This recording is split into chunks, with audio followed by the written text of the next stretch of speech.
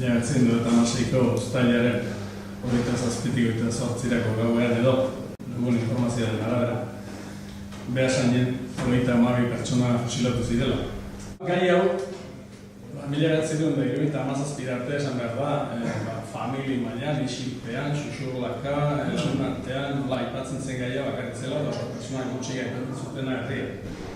Hau publikoki aipatzea garai hartan kartzelarako bidea izan zitekeen argi eta beraz, 40 urte, kremailera Espainetan, eta horrela iran zuen kontu honek.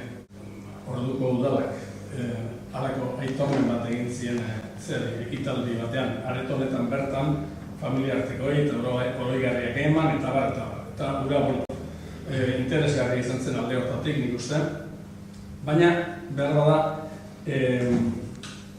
falta dena edo da zerbait iraunkorra begien biztan denok ikusiko duguna. Arrasto hori Behasain denok begien aurrean izan dezagun eta baita ere kanpotik etortzen direnek Behasainen hori ikusi dezaten, horrelako oroigarri moduko bat egin nahi dela. Esatzi datenen idea zertzan, zehazmo zan, zergeti zan, bururi bueltasko eman nion, lepadorik talbetien ez dugutakin, eta hori bururatu zitzaidan.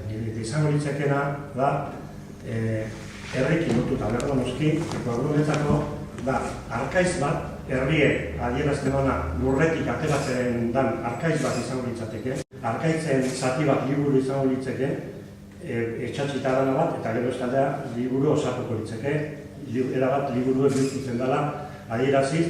Liburu hori zer den? Liburu hori da, Andonik oso esan den zela, kremailera. Orain arte idatzi izan histori liburu. Kanpai horrek eta denborak idatzi inguruke historia. Jango litzeke, kanpai horretan idatzita, histori labur bat eta histori horrek lotuko lituzke horren eroizienak, fusilatu zituenak eta gero eroizienak iesen bat izan zuenan representazio bat izango litzeke, gero eguztik ematen dionen hor osikoten jungoliek edana idatzita, historia idatzita, eta eguztik ematen donen alderrekade pasatzen danen argie agertuko zen liburu idatzita.